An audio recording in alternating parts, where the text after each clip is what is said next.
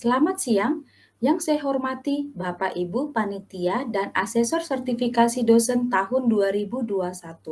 Perkenalkan, nama saya Arlina Pratiwi Purba SE MSI dengan nomor NIDN 0120098502. Saya salah satu dosen di Politeknik Negeri Medan pada program studi Perbankan dan Keuangan. Spesialis saya adalah mengajar mata kuliah di bidang akuntansi, streamline, akuntansi keuangan 1 dengan bobot 2 SKS. Di dalam pemberi proses pembelajaran, saya selalu memenuhi komponen DIE atau delivery, yaitu penyampaian materi pembelajaran, interaktif yaitu forum diskusi, dan assessment yaitu tugas dan kuis. Mata kuliah yang saya ampu adalah mata kuliah akuntansi keuangan 1. Adapun capaian pembelajaran adalah mahasiswa diharapkan yang pertama, mahasiswa mampu menunjukkan sikap bertanggung jawab atas pekerjaan di bidang keahliannya dengan baik dan benar.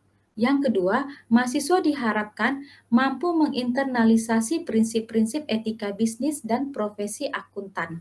Yang ketiga, mahasiswa diharapkan menguasai konsep umum dan prinsip-prinsip elemen laporan keuangan berdasarkan standar akuntansi keuangan.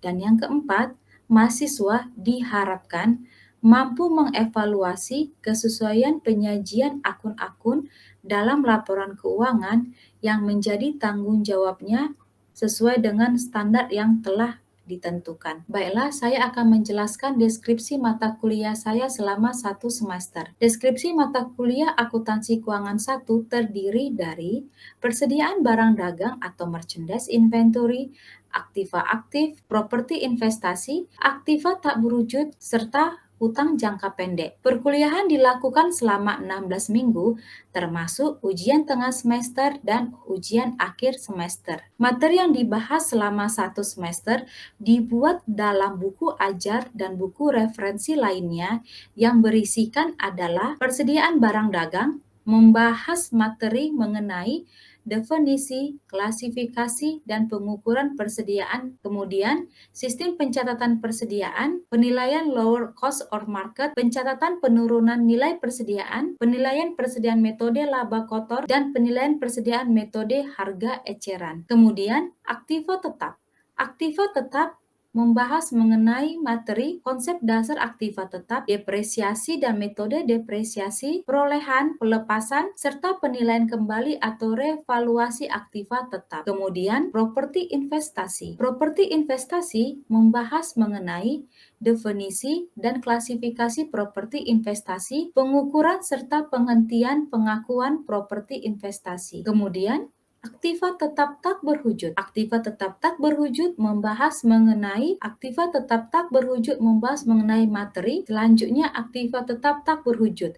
Aktiva tetap tak berwujud membahas mengenai definisi aktiva tetap tak berwujud, pengukuran aktiva tetap tak berwujud, penghentian dan pengakuan dari aktiva tetap tak berwujud, serta penyajian dan pengungkapannya di dalam laporan keuangan. Kemudian investasi jangka panjang. Investasi jangka panjang membahas materi, definisi dan klasifikasi investasi jangka panjang, jenis-jenis investasi jangka panjang, perolehan saham, dividen stock split, stock right, penjualan investment in stock, pertukaran saham, investment on bond. Kemudian hutang jangka panjang.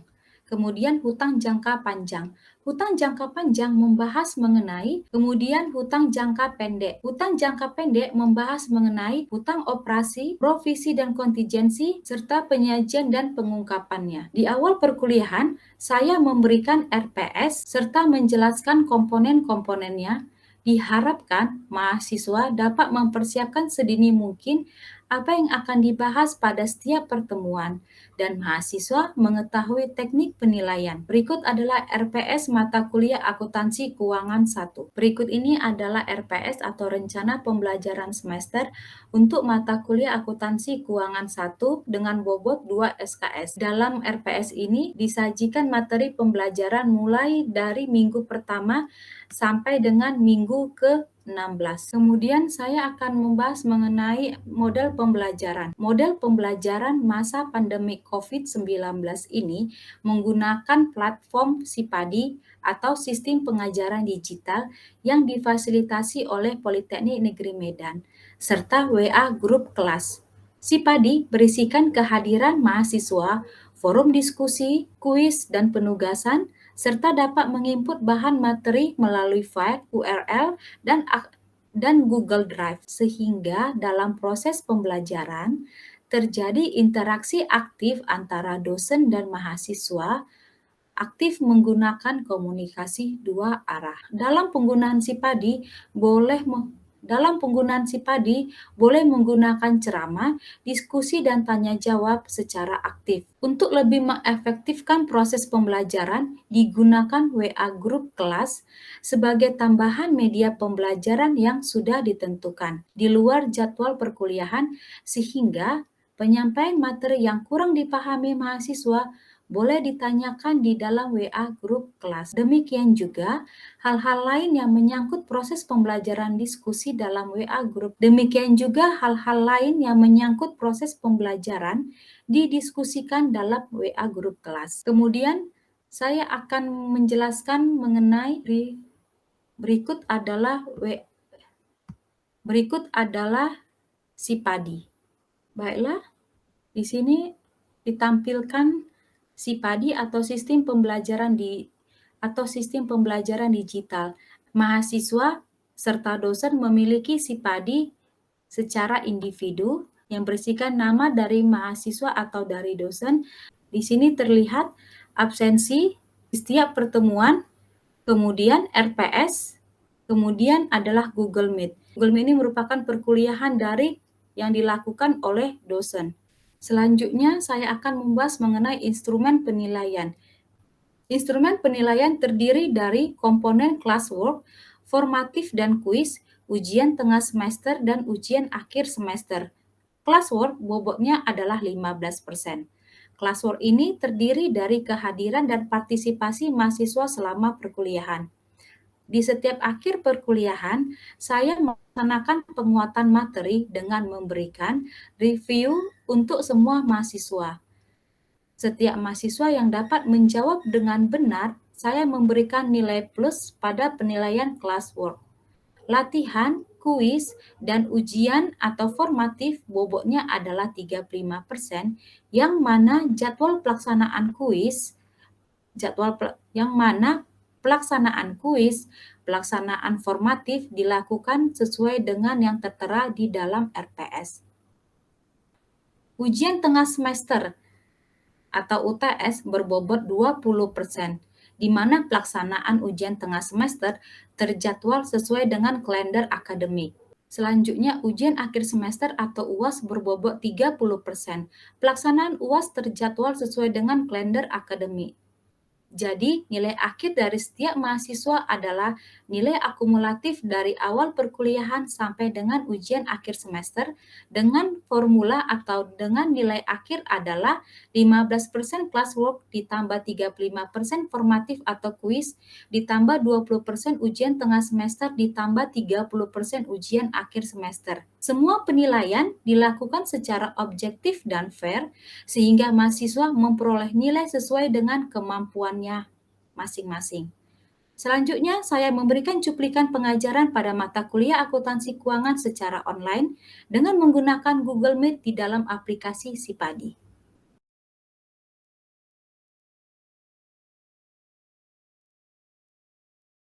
Adik-adik mahasiswa semua. Selamat pagi, Bu.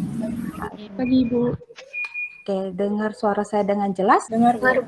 Kalau sudah jelas suara saya. Oke, saya lihat dulu absennya. Ini hadirkah semuanya? Nurul, Fadila, Nur Ainun. Hadir, Bu. Untuk kehadirannya 18 ya. 18. Kalau di dalam ini pesertanya ada 18. Nah, sesuai dengan RPS di minggu keempat ini, maka kita akan membahas mengenai aktiva tetap berwujud. Nah, sebelum kita masuk ke dalam aktiva tetap berwujud, materi aktiva tetap berwujud, saya ingin untuk mereview ulang untuk mengenai persediaan barang dagang atau merchandise inventory di minggu ketiga kemarin. Nah, pada minggu ketiga kemarin di persediaan barang dagang itu kita membahas mengenai pengertian dari persediaan barang dagang, kemudian metode penilaian persediaan barang dagang, kemudian itu sistem pencatatan persediaan barang dagang. Nah, setelah kita pelajari persediaan barang dagang di minggu kemarin, saya ingin bertanya, apakah sudah dipahami atau ada pertanyaan? Sudah, Bu. Jika sudah paham semua, saya ingin bertanya untuk metode penilaian persediaan. Nah, ada berapa metode dalam penilaian persediaan? Siapa yang bisa jawab? Ada 3. Ada 3 ya. Oke. Bisa sebutkan Sulis ketiganya itu? Ada metode LIFO, FIFO, dan average. Oke. Untuk sistem pencatatannya, sistem pencatatan persediaan ada berapa? Ada 2, Ibu. Ada 2 ya. Bisa dijelaskan, Cindy? 2 sistem pencatatannya? Yang pertama itu sistem pencatatan fisik, yang kedua sistem perpetual. Sistem pencatatan fisik dan sistem pencatatan perpetual. Oke. Baiklah, saya rasa sekalian sudah sudah memahami untuk materi persediaan barang dagang atau merchandise inventory. Baiklah, kita masuk sekarang adalah ke aktiva tetap berwujud. Oke. Nah, kita masuk ke aktiva tetap berwujud atau tangible fixed asset. Sebelumnya, kenapa kita mempelajari materi aktiva tetap berwujud ini adalah materi dapat diaplikasikan itu ke dalam penyusunan laporan keuangan. Jadi ketika kita mempelajari aktiva tetap berwujud ini, maka kita dapat menyusun laporan keuangan, terutama itu adalah di dalam menghitung penyusutan aktiva tetap sebuah perusahaan.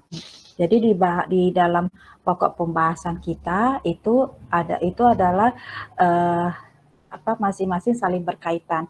Contohnya seperti di persediaan di materi sebelumnya nanti ya. Nah, untuk konsepnya, menurut konsep aktiva tetap berwujud, menurut PSAK nomor 16, aktiva tetap itu adalah aktiva yang diperoleh dalam bentuk siap pakai atau dibangun terlebih dahulu yang digunakan dalam operasi perusahaan. Nah, jadi dia itu digunakan di dalam operasi perusahaan, tidak dimaksud atau tidak ditujukan untuk dijual. Dan dia mempunyai masa manfaat lebih dari 1 tahun. Nah, dari pengertian ini dapat kita ambil ke kriteria aktiva itu adalah yang pertama, dia itu adalah mempunyai masa manfaat di atas dari 1 tahun. Kemudian dia mempunyai nilai relatif besar, dimiliki atau dibeli bukan untuk tujuan dijual kembali, akan tetapi dia digunakan di dalam operasi perusahaan. Dan yang keempat adalah digunakan dalam kegiatan usaha sehari-hari. Nah, untuk pengelompokan aktiva tetap. Untuk pengelompokan aktiva tetap itu ada yang pertama, ditinjau dari umur. Nah, aktiva yang ditinjau dari umur itu adalah aktiva tetap berwujud yang mempunyai masa manfaat tidak terbatas. Misalnya adalah, contohnya di sini adalah yang tanah. Yang kedua, aktiva tetap berwujud yang mempunyai masa manfaat terbatas. Nah, contohnya di sini ada 2, terbagi atas 2, yaitu aktiva tetap berwujud yang dapat diperbaharui, misalkan adalah mesin, bangunan, kendaraan. Kemudian ada aktiva tetap berwujud yang tidak dapat diperbaharui, seperti konsensi untuk bahan tambang. Seperti itu. Nah, kalau kita hitung tahun ketiga berapa untuk akumulasi depresiasinya? Nah, untuk tahun ketiga akumulasi depresiasinya adalah akumulasi depresiasi tahun kedua tambahkan dengan beban depresiasi tahun ketiga. Dapatnya adalah Rp6.570.000 Nilai bukunya itu diperoleh dari 12.500.000 dikurang dengan 6.570.000. Dapatnya adalah 5.930.000 rupiah. Itu dia untuk tabel depresiasinya. Begitu juga nanti perhitungannya di tahun keempat dan di tahun kelima. Nah, nampaklah nanti di sini bahwa nilai bukunya di tahun terakhir adalah sebesar Rp1.550.000. Oke, sampai di sini ada yang saudara tanyakan? Bisa? Bisa, Bu. Bisa ya. Oke, kita lanjut ya. Untuk metode saldo menurun. Nah, metode saldo menurun ini berbeda dengan metode garis lurus. Metode saldo menurun ini adalah dihitung berdasarkan tarif yang tetap dari nilai buku aktiva tetap yang didepresiasi. Nah, dikarenakan nilai bukunya itu selalu menurun dari periode pertama ke periode-periode selanjutnya, maka besarnya beban depresiasi itu dihitung juga selalu menurun dari periode ke periode selanjutnya. Nah, rumusnya perhatikan untuk metode saldo menurun mencari tarif depresiasinya adalah 1 dikurang akar pangkat N dari nilai residu dibagi harga perolehan. Bisa kan nampak kalian lihat perbedaan dengan metode sebelumnya? Nah, beban depresiasinya adalah tarif depresiasi dikali dengan nilai buku. Jadi beban depresiasinya adalah tarif depresiasi dikali dengan nilai buku. Kita lihat contohnya. Nah, contohnya itu awal periode 2010 kita beli sebuah mesin. Harga perolehannya adalah 25 juta rupiah. Mesin itu digunakan di dalam proses produksi yang konstan. Nah, diperkirakan masa manfaatnya itu adalah 5 tahun. Dengan taksiran nilai sisanya adalah 5 juta rupiah. Nah, manajemen perusahaan menetapkan saldo menurun. Maka kita cari pertama sekali adalah tarif depresiasinya. Jadi mencarinya adalah 1 dikurang akar pangkat 5 karena dia 5 tahun. Oke, kemudian nilai sisa 5 juta dibagi dengan 25 juta. Sehingga dapatnya adalah 0,2752. Karena dia tarif depresiasinya ini dinyatakan dalam persen, maka kita konversikan ke persen itu adalah sebesar 27,52%. Nah, untuk beban depresiasi, nah ketika dia metode garis lurus itu ciri khasnya adalah beban depresiasinya konstan dari tahun pertama sampai tahun terakhir.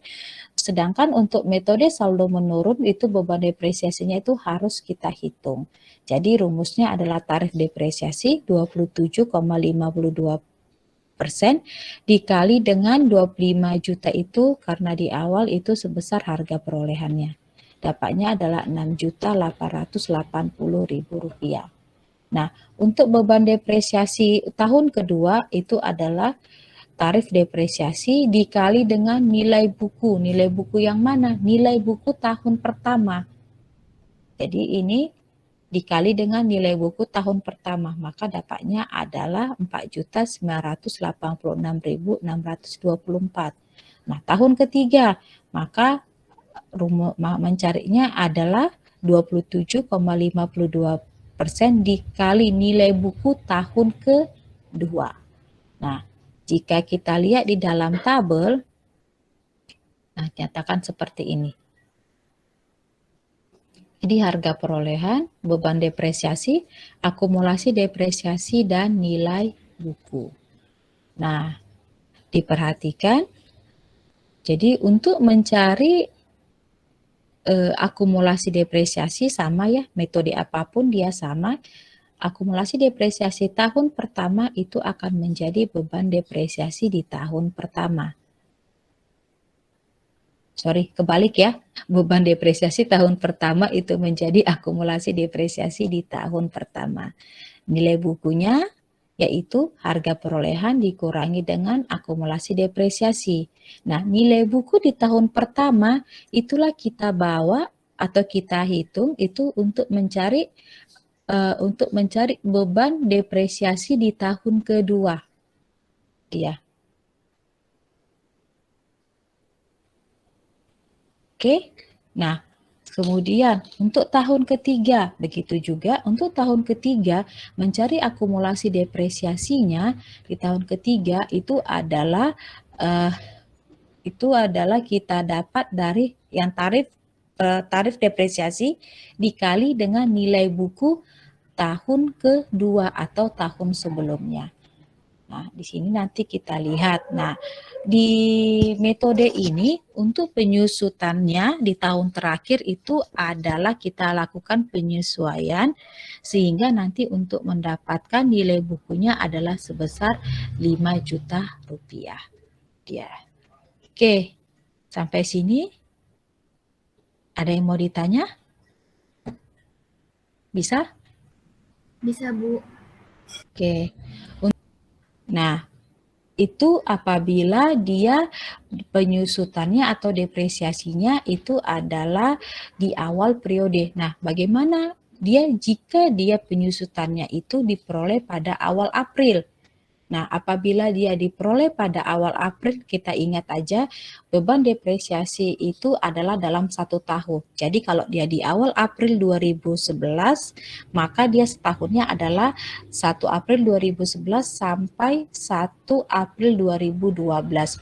Nah, itulah yang bobotnya 5. Jadi kita hitung, jadi 3/12, 3 bulan, 3/12 dikali 4/10 dikali harga perolehan dikurangi dengan nilai sisa.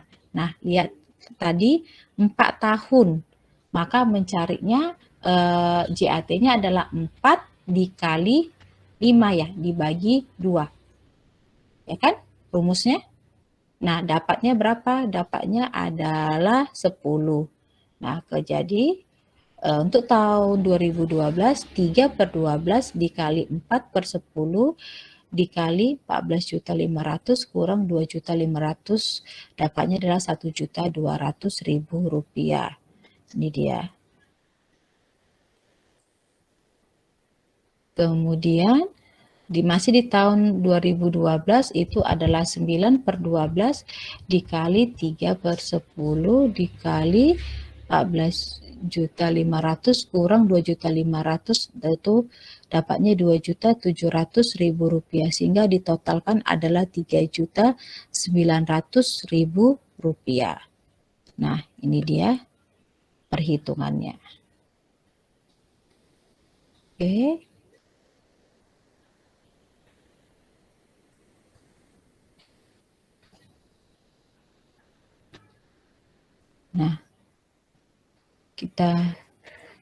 Nah, sampai dari empat metode ini, ada yang mau ditanya?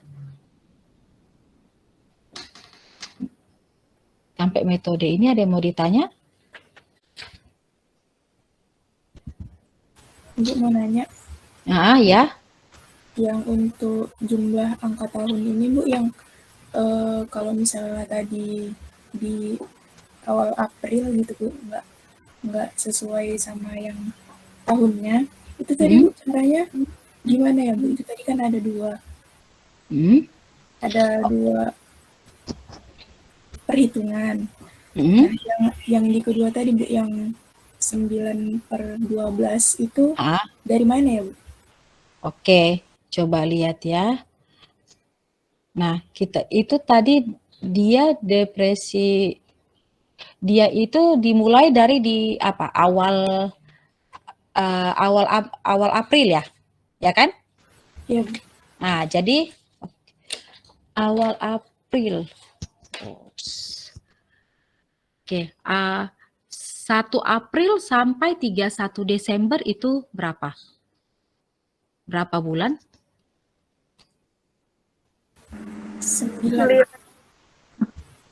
9 bulan. Bentar ya. Jadi di tahun 2011 itu berarti 9/12, berarti dari 1 April sampai ke 31 Desember, 9/12 dikali. Nah, bobotnya itu adalah 4/10. Ingat karena dia 4 tahun. ya kan? 4/10 dikali dengan harga perolehan dikurangi dengan nilai sisa. Itu adalah di 1 April sampai 31 Desember di tahun 2011. Nah, ini dia. Nah, ketika kita masuk di tahun 2012, maka kita buat itu adalah 3/12. 3/12 ini adalah dari 1 Januari sampai 1 April, itu 3 bulan. Dikali dengan 4/10. 4/10 itu adalah masih bobot 1 tahun. Jadi di tahun pertama bobotnya itu adalah 4. Nah, seperti ini yang tadi saya bilang itu dia secara terbalik. Jadi mengurutkan angka tahun ke dalam masa manfaat secara terbalik. Jadi kalau dia 4 tahun, maka dia tahun pertama itu adalah bobotnya adalah 4. Begitu. Nah, bisa di sini? Bisa, Bu. Jadi nanti ini ya saya pakai untuk 2012 ya. Jadi dari 1 Januari sampai 1 April 2012 itu adalah 3 bulan. Jadi 3/12 dikali dia adalah 4/10 karena dia masih di tahun pertama. Ingat, tahun pertama berarti dari 1 April 2011 sampai 1 April 2012. Nah, akan tetapi ketika dia dari 1 April sampai ke 31 Desember 2012, dia itu sudah bobotnya 3, bukan bobotnya 2. Kenapa? Dia sudah penyusutan di tahun kedua. Jadi dia 9/12. Jadi dia di tahun kedua 3/10. Nah, untuk tahun 2013, berarti dari 1 Januari sampai 1 April 2013 itu adalah 3 bulan 3/12 dikali 3/10. 3/10 itu adalah bahwa dia tahun 2012 bulan Januari ke 1 April itu masih bobotnya 3 atau dengan kata lain penyusutannya itu adalah penyusutan di tahun kedua. Begitu selanjutnya. Jadi nanti kayak seperti di tahun 2012 dijumlahkan saja berapa? Ini dapatnya 3.900.000. Nah, 3.900.000 inilah masukkan ke dalam beban depresiasi. Itu juga untuk tahun 2013 2.700.000, tahun 2014 1.500.000 rupiah. Begitu selanjutnya. Ya, jadi nanti yang perlu kalian ingat adalah bahwa depresiasi itu dalam 1 tahun. Jadi dia kalau 1 tahun, misalkannya dia 4, misalnya dia itu contoh soal adalah 4 tahun, maka di tahun pertama bobotnya itu 4, di tahun kedua bobotnya 3, tahun ketiga bobotnya 2, tahun keempat itu bobotnya 1. Dia seperti itu. Bisa ya? Bisa, Bu. Oke. Bisa. Ikan ini ada satu soal, satu case. Silakan dikerjakan secepatnya. Nah, siapa yang sudah bisa dapat jawabannya, silakan mempresentasikannya. Coba saya kasih waktu sekitar 10 menit. Siapa yang cepat, dia langsung presentasikan. Saya kasih nilai poin. Oke, silakan. Oke, ada yang sudah selesai untuk satu metode. Metode garis lurus dulu. Metode yang paling simpel, paling mudah. Siapa yang sudah dikerjai? Saya, Bu. Oke, sebutkan namanya sama NIM-nya. Namanya Cindy Ruth. NIM Si. 250 71080. 250 71 71 080. 000. Oke, 080, Bu. 080, hampir saja. Hampir saja saya salah. Oke, silakan Cindy mempresentasikan hasilnya. Oke, Bu. Ya. Oke, silakan jelaskan Cindy. Saya Dari baca mana kamu soalnya, dapat? Bu. Soalnya boleh silakan dibaca. Pada awal Januari 2012 dibeli sebuah kendaraan dengan harga sebesar $100.000. Aktiva tetap ini diperkirakan memiliki masa manfaat selama 5 tahun dengan nilai sisa sebesar $5.000 pada akhir tahun kelima. Buatlah tabel alokasi harga perolehan aktiva tetap dengan menggunakan metode garis lurus. Metode garis lurus adalah metode yang paling gampang karena beban depresiasinya dari tahun pertama sampai tahun kelima itu sama semua. Di sini pertama mencari nilai bukunya dulu. Nilai bukunya itu diperoleh dari harga kendaraan $100.000. Terus harga perolehannya dari tahun pertama sampai tahun kelima itu sama $100.000 karena di soal tertera di harga kendaraannya itu $100.000. Beban depresiasi dicari dari 20% dikali harga kendaraan dikurangi dengan harga sisa.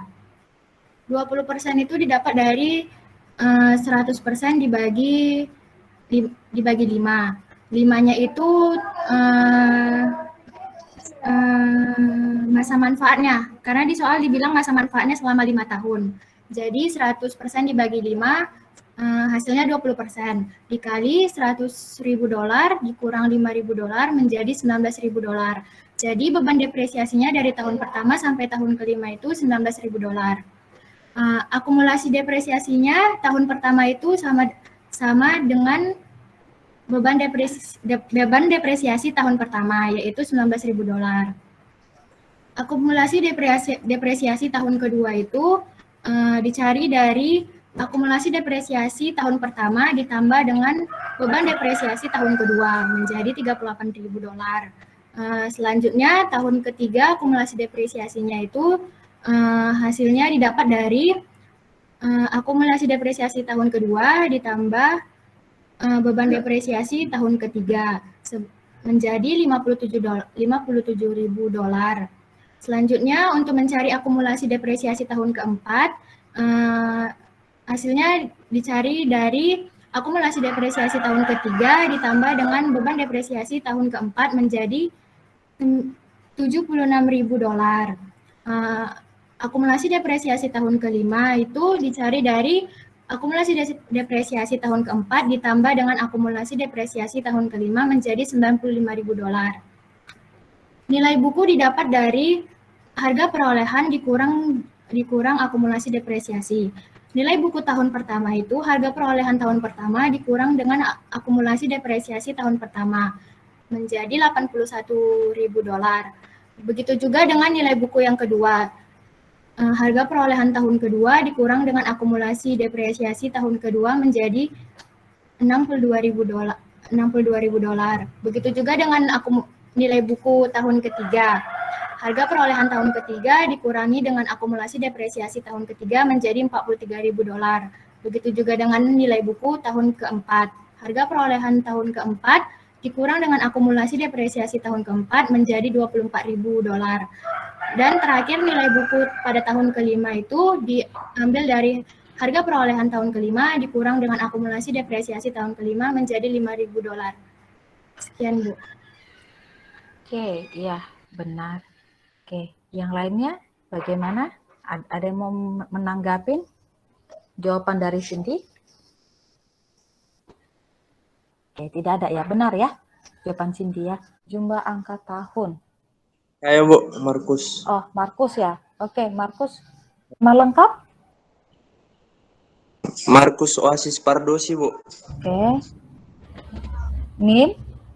20050071012. Oke, Markus. Silakan kamu mempresentasikan hasil kamu, tetapi karena ingat waktu kita sudah sudah tinggal sedikit lagi, maka yang kamu jelaskan itu adalah dari mana beban depresiasinya. Ya, jadi hanya beban depresiasinya aja. Untuk nilai buku kan saya yakin semua sudah bisa ya. Nilai buku itu kan harga perolehan dikurangi dengan akumulasinya. Oke, silakan Markus.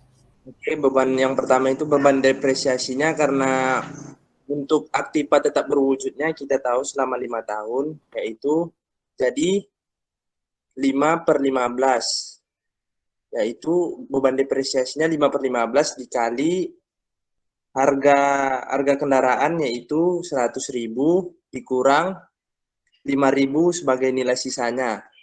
Itu berarti tahun pertama itu bobotnya 5, tarif depresinya 5/15, beban depresinya 5/15 dikali 100.000 dikurang 5.000, hasilnya yaitu $31.000 $666,67.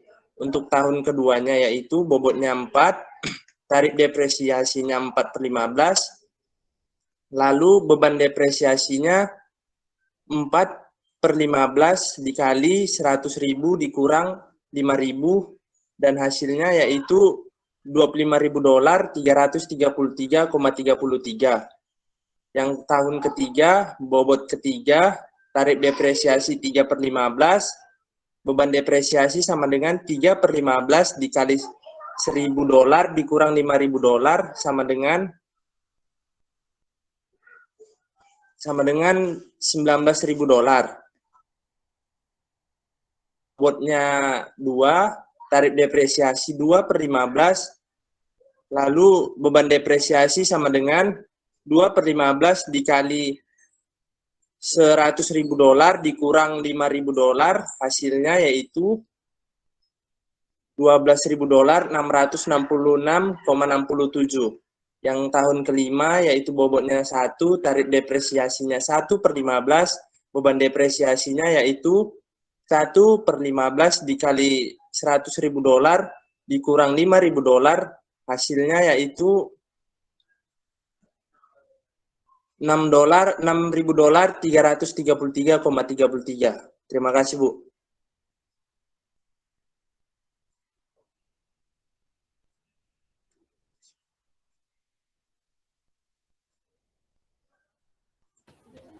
Oke, Markus.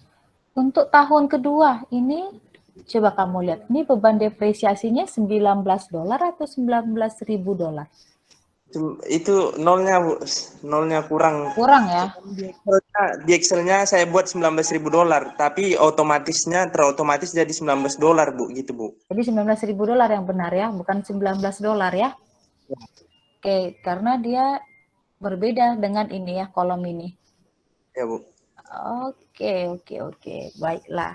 Mengingat waktu kita pun sudah habis, jadi saya sudahi untuk perkuliahan kita hari ini. Jadi yang yang menjawab soal untuk hari ini itu adalah Cindy, Nurul, sama Markus ya, 3 ya. Oke. Nanti saya harap untuk pertemuan berikutnya juga ya mahasiswa yang lainnya bergantian untuk menjawab pertanyaan untuk materi-materi selanjutnya. Oke, sebelum saya sudahi, ada yang mau ditanyakan yang kurang jelas? Adik-adik mahasiswa, tidak ada? Oke, tidak ada. Kalau tidak ada, oke. Saya sudahi perkuliahan hari ini. Terima kasih atas kehadirannya, atas partisipasinya di dalam mata kuliah saya. Sampai ketemu untuk minggu depan atau sesi berikutnya. Oke, selamat pagi. Saya izin live. Oke. Selamat pagi, Bu. Terima kasih, Bu.